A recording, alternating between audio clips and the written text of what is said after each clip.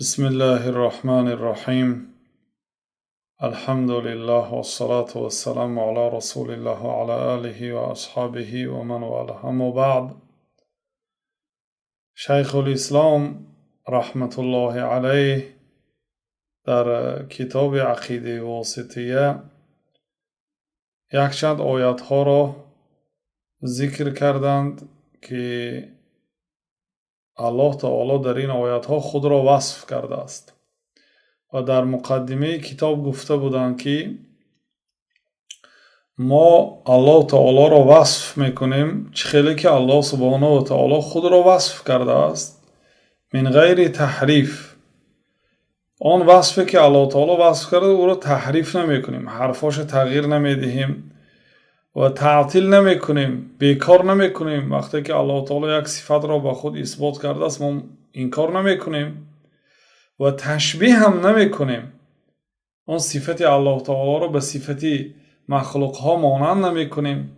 معناهای باطل و معناهایی که لغت عرب به آن دلالت نمیکنه و معناها را نمیدهیم، بلکه خیلی که الله سبحانه و تعالی برای خودش اثبات کرده است همان گونه اثبات میکنیم. گفتم و همین گونه آیات ها را ذکر کردند که هر آیت به صفت از صفات های الله سبحانه و تعالی دلالت میکرد و در این مبحث گفتند که و قوله و من اصدق من الله حدیثا، و این چونین الله تعالی خود را وصف کرده میگوید که کیست راستگویتر از الله تعالی دیده.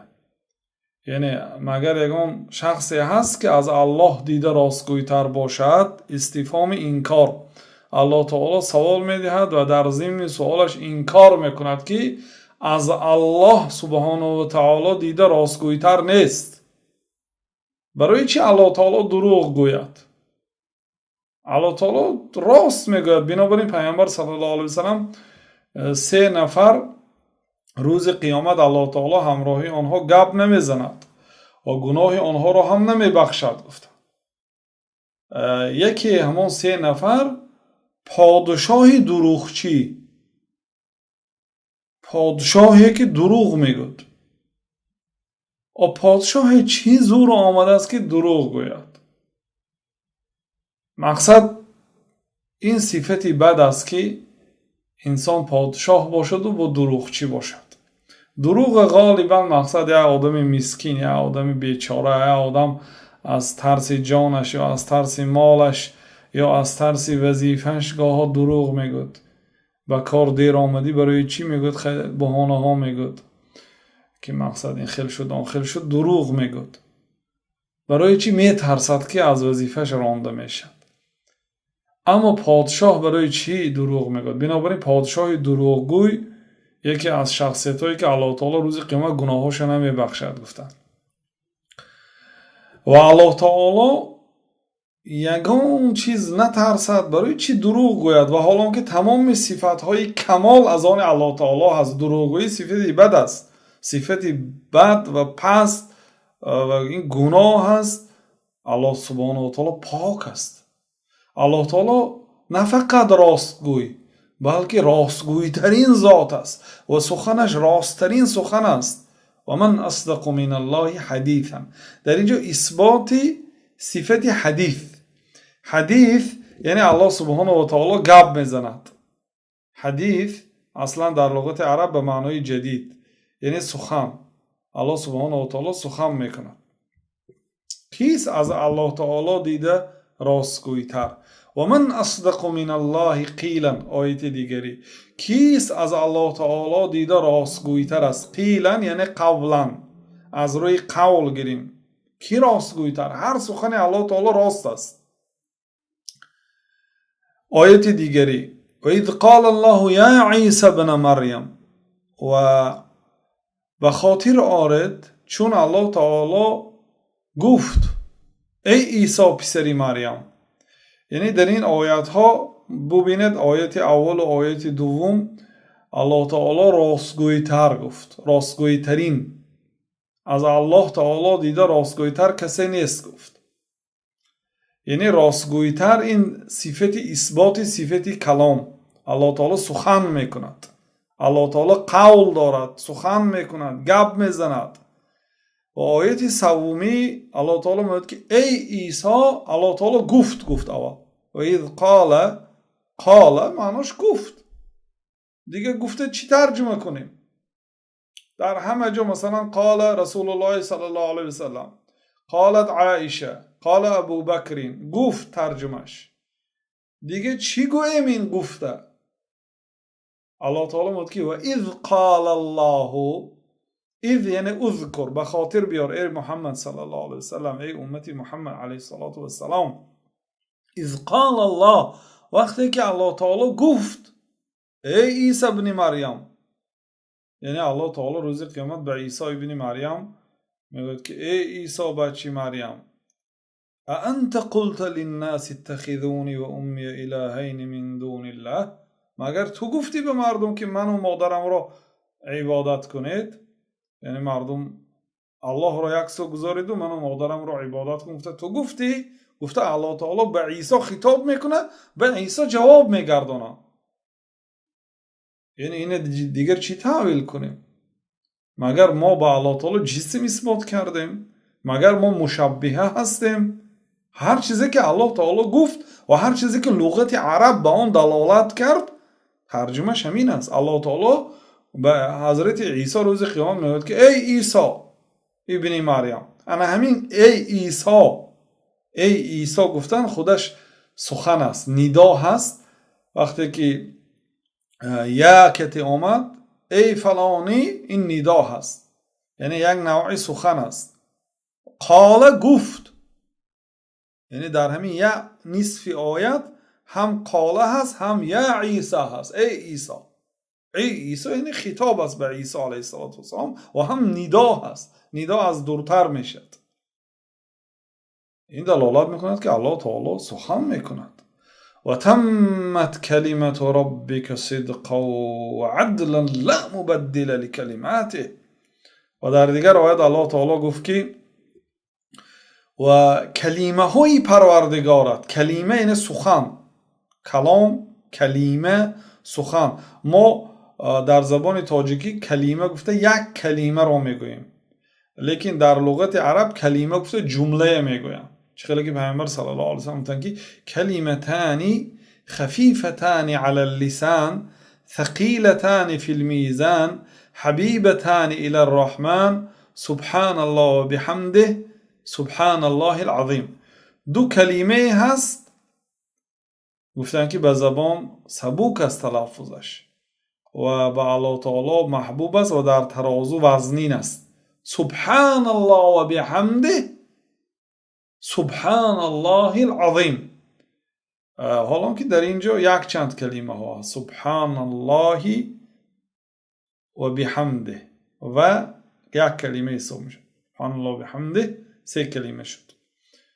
سبحان الله و بحمده سبحان الله العظیم. سبحان یک کلمه، الله یک کلمه، العظیم یک کلمه، سه کلمه.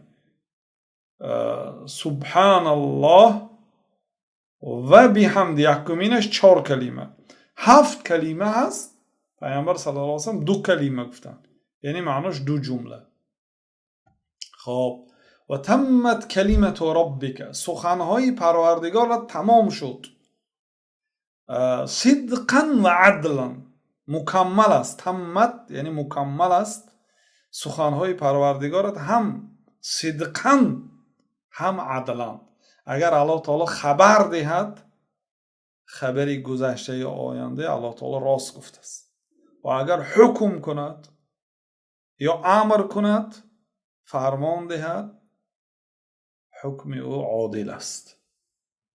عادل ترین سخن و حکم از آن الله سبحانه و تعالی است. در اینجا هم اثبات صفت کلام به الله سبحانه و تعالی.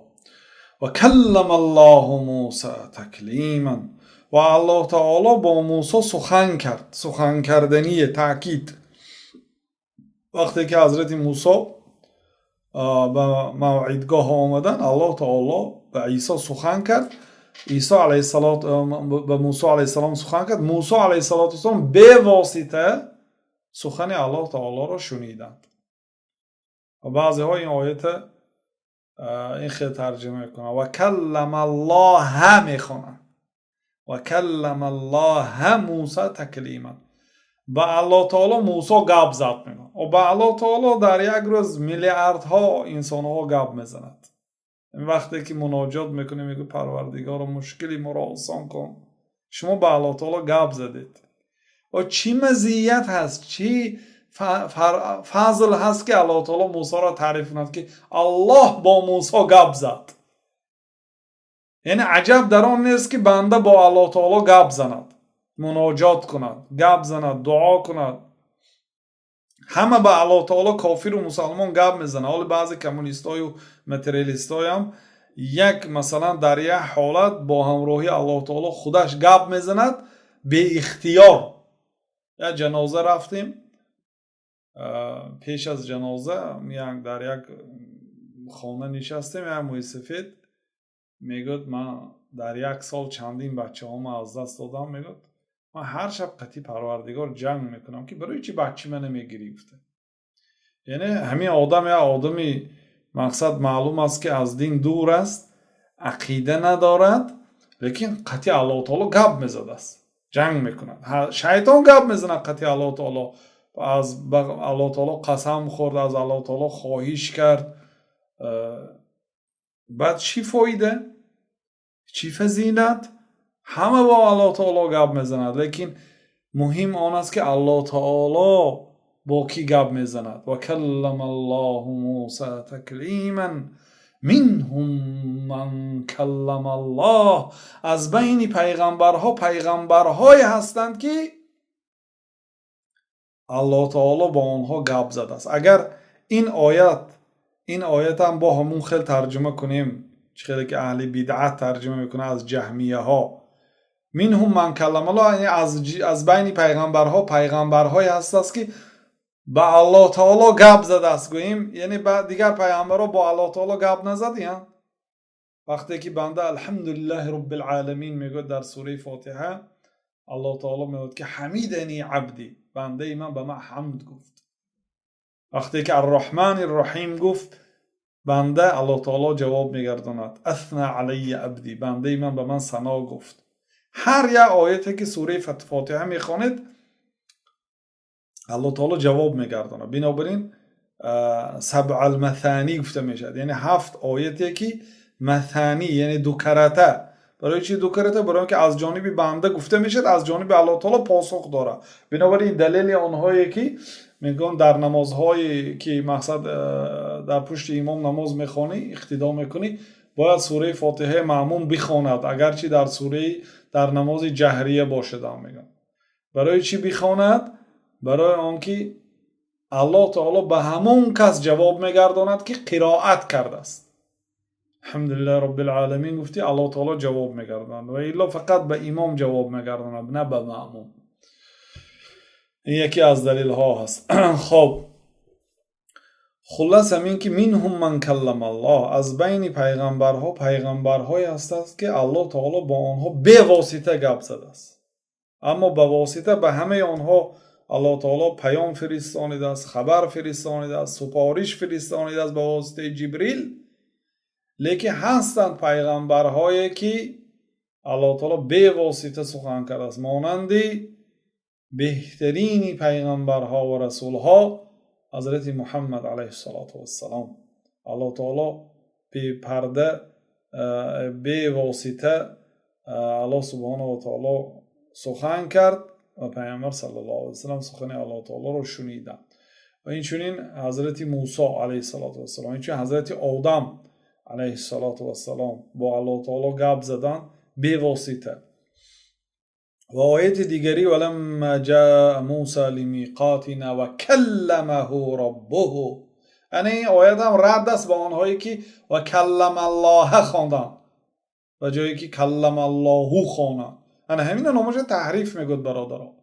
وقتی که الله تعالی و کلم الله موسی تکلیما گفت به عقیدت راست نآمد، دیگر گفتیم که نه اینجا و کلم الله خوانده، این تحریف است. ما شیخ الاسلام رحمت الله علیه گفتن که ما یعنی عقیده اهل سنت و الجماعت این است که قرآن را تحریف نمی کنیم. این یهودا بودن، نصرانی ها بودن که تورات و انجیل تحریف کردن، تغییر دادن. الله تعالی آنها را لعنت کرد. ما دیگه باید نکنیم این کارا. هستند از امت اسلام فرقه هایی که تحریف میکنن و الله تعالی آنها را هم در حقیقت لعنت کرده است. ولما جاء موسی لمیقاتنا، وقتی که موسی به میقات ما آمد. میقات از کلمه وقت گرفته شده است، زمان و مکانی وعدگاه، یعنی مکان و زمانی که وعده دادگی و میخوریم. آمد و کلمه ربه، و در آنجا الله تعالی کلمه، الله تعالی سخن کرد او را، ربه پروردگارش مرفوع است، یعنی اجرا کننده فعل کلمه الله هست، رب موسی هست. و کلمه ربه، این آیت صراحتا رد میکند آن آیتی که جهمیه ها و کلم الله خواندند. وقتی که موسی به نزد پروردگار به جایی که الله تعالی معین کرد آمدند، الله تعالی با موسی گپ زد. این دلالت میکند که الله سبحانه و تعالی سخن میکند. این گونگی این صفت نقص است. یک خواستگار به دختر یک انسان آمد، گفتم بسیار خوب است، مقصد شخص دیندار است، شخص خوشرو است، ولی گونگ است، صفت نقص است. یا یک انسان علم دارد ولی بیان کرده نمیتوند، گپ زده نمیتوند، گپ میزنم گفت نمیبیاد گپش، لیکن قلم دارد.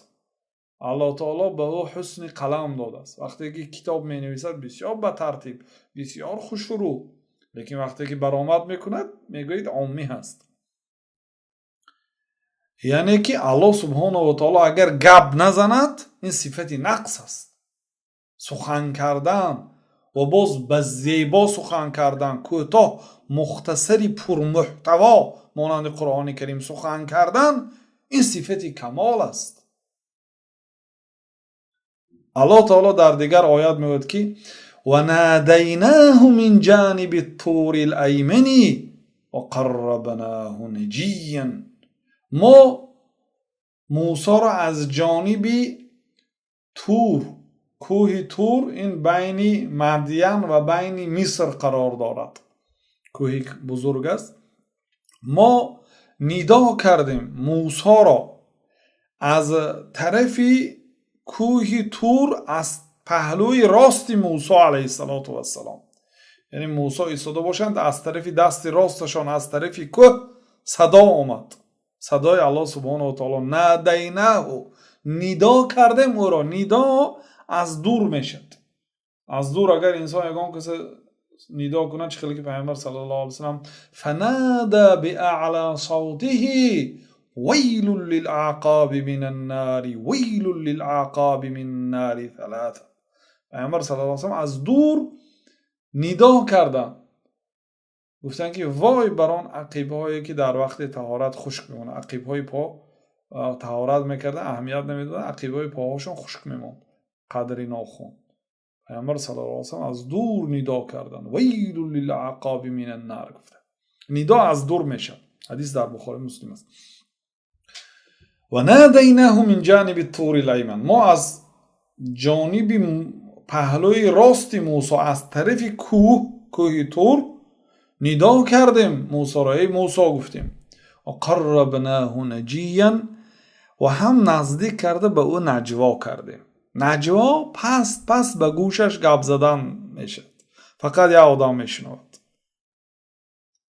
اما ندا از دور میشد. هر دوش هم سخن است، کدام یکی اینه تعویل میکنه. اگر به همین آیات ها برادرای عزیز با اهمیت تأمل نگاه کنید، لفظ ها رو بینید. و نادیناه، ما ندا کردیم. ندا این یکی از صفت های کلام است که از دور وقتی که سخن کننده گوش کننده رو ندا میکند، سخن میکند، خطاب میکند.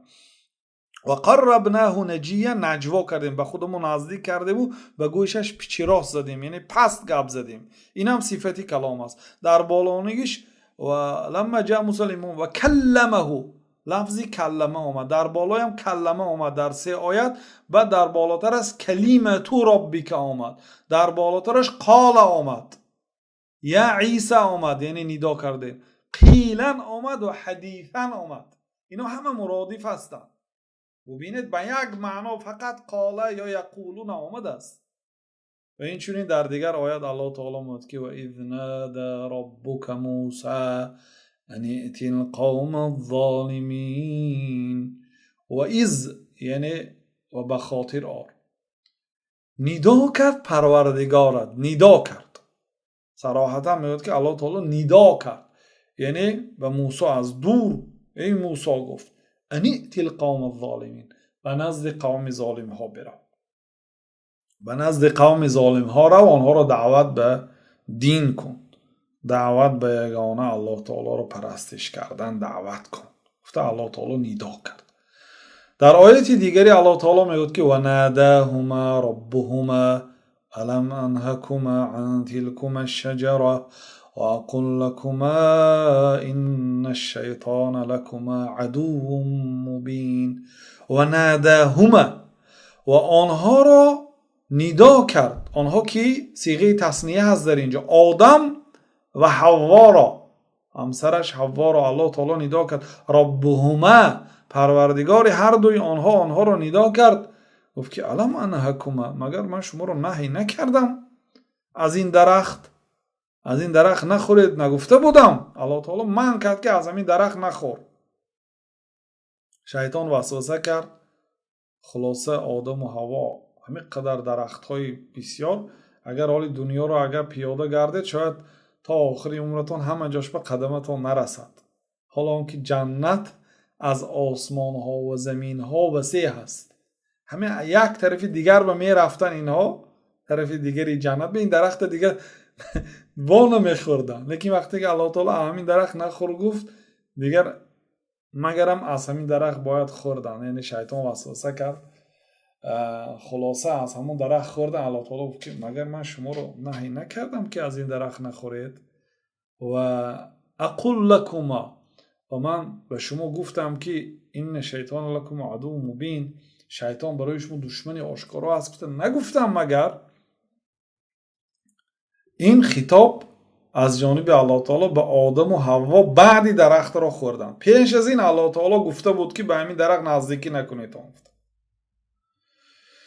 این دلالت میکند که الله تعالی گپ میزند، آدم و حوا گپ الله تعالی را شنیدن. و یوم ینادیهم، و روز قیامت روزی است که الله تعالی آنها را ندا میکند، یعنی مشرکان را. فیقول این شرکائی الذین کنتم تزعمون، کجا شدن آن خداهای باطلی که به من شریک آورده پرستش کردید، گمان کردید که آنها هم خدا هستند؟ کنی اون خداهای اون رو شما نجات دهد که را اینقدر عبادت کرده گیتان. روز قیامت الله تعالی این یک نوع جزا هست. وقتی که یک انسان در سخنش دروغ میگوید، دروغ چی میبراید در نتیجه، در بالای پشیمانیش با این گپ میگوید، این یک نوع عذاب است. الله تعالی ندا میکنه آنها رو، میگوید که مشرک هایی که غیر الله تعالی به اولیاهای و قبرهای اعتقاد کردند و به مخلوق ها روی آوردند، بنده های الله تعالی را برای خود اله و پروردگار اعلان کرده و عبادت کردند. آنها حلال کرده الله حرام گفتی خواجه هاشون نگفتند، عکس دینی الله گپ زدن برای رازگی پادشاه هاشون. روز قیامت الله تعالی میگه کجا شده اون شریکاتون که گمان کردید که آنها هم خدا هست؟ یعنی این یوم ینادیهم شاهد این است که الله تعالی روز قیامت آنها را ندا میکند، یعنی گپ میزنه. و یوم ینادیهم، آیت دیگری، و یوم ینادیهم فیقول ماذا اجبتم المرسلین. و روز قیامت الله تعالی مردم را ندا میکند، میگوید که ماذا اجبتم المرسلین، به پیغمبرها چی جواب گردانیدید؟ یعنی پیغمبرها آمده شما رو به توحید دعوت کرد، به عبادت کردن الله سبحانه و تعالی دعوت کرد، شما چی جواب گفتید؟ در این آیت میبینید که یوم ینادیهم، روز قیامت روزی است که الله تعالی آنها را ندا میکند. در آیت دیگری الله تعالی میگوید که و قوله و این احد من المشرکین استجارک فاجره حتی یسمع کلام الله، اگر یکی از مشرکا آمده از تو طلب جیوار پرسد، طلب حمایت پرسد، فاجره، تو رو به حمایه خودت بگیر، حتی یسمع کلام الله، تا اینکه کلام الله را شنود. مقصد یگان مشرک آمده ای رسول الله یا ای مثلا ابوبکر یا یگان به مسلمان ها آمده مرا در حفظ و حمایت گیر. عرب های عادت داشتن که اگر یک عربی مثلا مقیم مکگی گوید که همین آدم مهمانی من است یا همین آدم زیر حمایتی من است، گوید دیگر پایان ترین اهل مکه همین که بگوید بالاترینش دیگر تجاوز نمی کرد. همین خیلی عادتی بزرگ داشتن. اگر یگان مشرک آمده از تو طلب جیوار پرسد، طلب حمایت پرسد،